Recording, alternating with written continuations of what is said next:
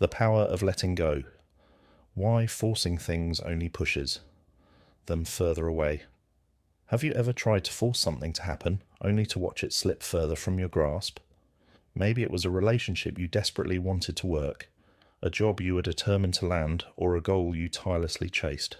Despite all your effort, no matter how much energy you poured into making it happen, it seemed as if the harder you pushed, the more elusive it became. It's a frustrating experience, one that leaves us feeling powerless and exhausted. But what if the very act of forcing something was the reason it wasn't working? What if the key to true peace and success wasn't in trying harder, but in learning to let go? This idea lies at the heart of Stoic philosophy. The ancient Stoics, thinkers like Marcus Aurelius, Seneca, and Epictetus, believed that true wisdom and fulfillment come not from controlling everything around us, but from understanding and accepting what we cannot control. By embracing life as it unfolds, rather than constantly struggling against it, we open ourselves to greater clarity, resilience, and inner peace. In this exploration, we'll dive into why forcing things often backfires, how resistance creates suffering, and how the illusion of force. We often believe that if we just try harder, push more, or refuse to give up, we'll eventually get what we want. Society tells us that persistence is the key to success, that winners never quit, and that sheer willpower can overcome any obstacle. But in reality, forcing things often does more harm than good. Take relationships, for example. Imagine someone desperately trying to win back a partner who has lost interest. They send text after text, analyze every little interaction, try to prove their worth, and attempt to force love into existence. But instead of rekindling the connection, their anxious, controlling behavior only drives the other person further away. Why does this happen? Because force creates resistance. People, and even life itself, naturally pull away from anything that feels coercive or desperate. Seneca captured this truth perfectly when he said, "Fate leads the willing and drags along the reluctant." In other words, when we go with the flow of life, we move effortlessly toward what is meant for us. But when we resist, struggle, and try to force things, we only make the journey harder for ourselves. Instead of gripping tightly to what you want, trust that what is truly meant for you will come in its own time. Your role is not to control every detail, but to stay open and receptive, allowing life to unfold naturally. 3. Letting go of attachments. One of the greatest sources of suffering in life is attachment. Attachment to people, outcomes, success, status, or even ideas about how things should be. The more we cling to these things, the more we fear losing them, and the more anxiety and frustration we create for ourselves. Imagine holding a handful of sand. If you try to squeeze it tightly, most of the grains will slip through your fingers. But if you keep your hand open and relaxed, the sand stays in place. This is how life works. The more we try to control and grasp onto things, the more they slip away. But when we loosen our grip and allow things to be as they are, we find a sense of peace. Letting go doesn't mean giving up. It doesn't mean you stop caring or that you no longer strive for anything.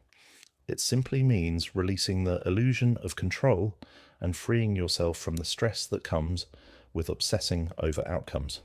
When you detach from rigid expectations, you open yourself up to new possibilities, ones that may be even better than what you originally envisioned. 4. Trust in the timing of life. Look at nature. A tree doesn't try to rush its growth. It doesn't demand that winter end early or force its blossoms to appear before spring. It follows the natural rhythm of life, growing at its own pace in harmony with the seasons. This is a lesson we can learn from nature. Life has its own timing, and just because something isn't happening right now doesn't mean it won't happen at all. Sometimes what we desire most takes longer to arrive because we're not ready for it yet. Other times, delays and setbacks are actually guiding us towards something better. Think back on times in your life when things didn't go as planned. Maybe you didn't get the job you wanted, only to later find an even better opportunity.